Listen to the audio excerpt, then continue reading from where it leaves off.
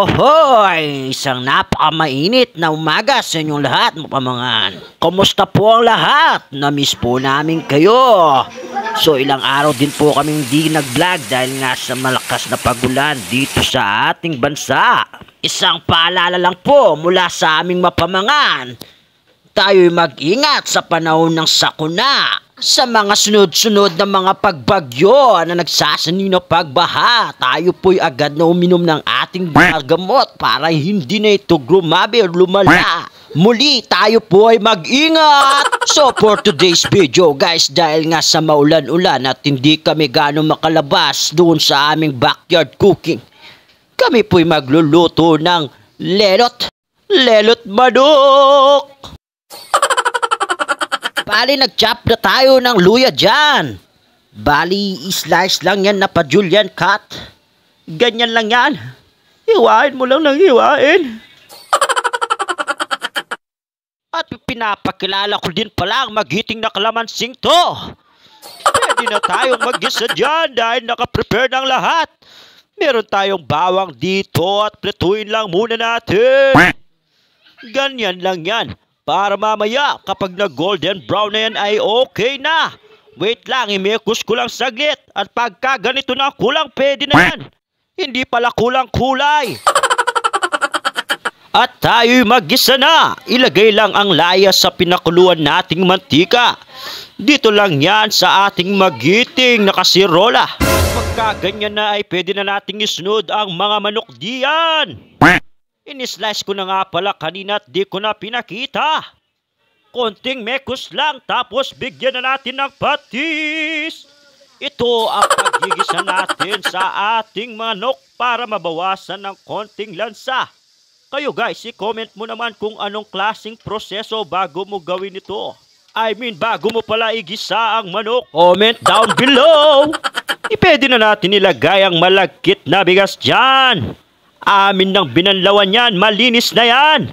Huwag kang ano dyan. Chill ka mo, Ken Bap, manalbe na ka mo. At kung nasa parte ka pala ng bidyong ito, pakitapos mo na rin.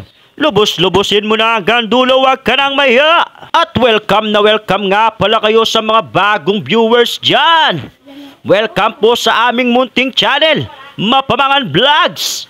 Ayan nga pala yung sobrang garlic o yung bawang na ginisa kanina. Inilagay ko lang sa ating lelot. At pagka ganyan ay kulong-kulo na. Medyo pwede na yan. So ready for plating na. Ito na. Yum, yum, yum. Ay dakapogi ng bapang po nga.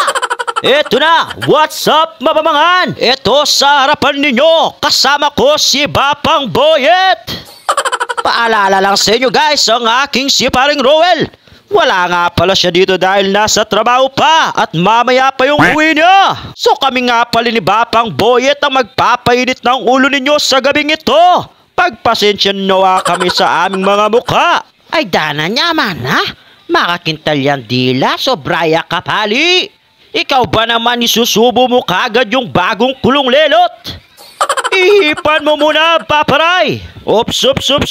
Kung nandiyan ka pa rin ngayon at nanonood pa rin sa bidyong to, congrats sa'yo! At kung nag-YouTube ka naman sa mga oras na to, pumarada ka muna. Nasa tiyak kapag ito'y pinanood mo, ikay maglalaway at matatakam. Ngayon naman, kapag ikay umuwi ng 10 oras ng gabi at wala kang nakitang lelot, suggest you sa'yo, bumili ka na lang 5 pisong tuyo. Iprituhin mo pagkatas ng 3 minuto. Okay na yon. Laplapa na. Paki-comment naman guys kung taga-saan ka para alam namin kung saan umabot ang bidyong to. Paki-comment mo na rin kung anong ulam mo ngayon para magka-idea kami kung anong lulutuin namin sa next vlog namin. Maraming salamat. Huwag po sana kayong magsawang magsuporta sa lahat ng mga bidyong gagawin namin. Hanggang dito na lamang po ang aming palabas. Kita-kita po tayo sa aming next episode. Huwag mo na rin palang kalimutan mag-like.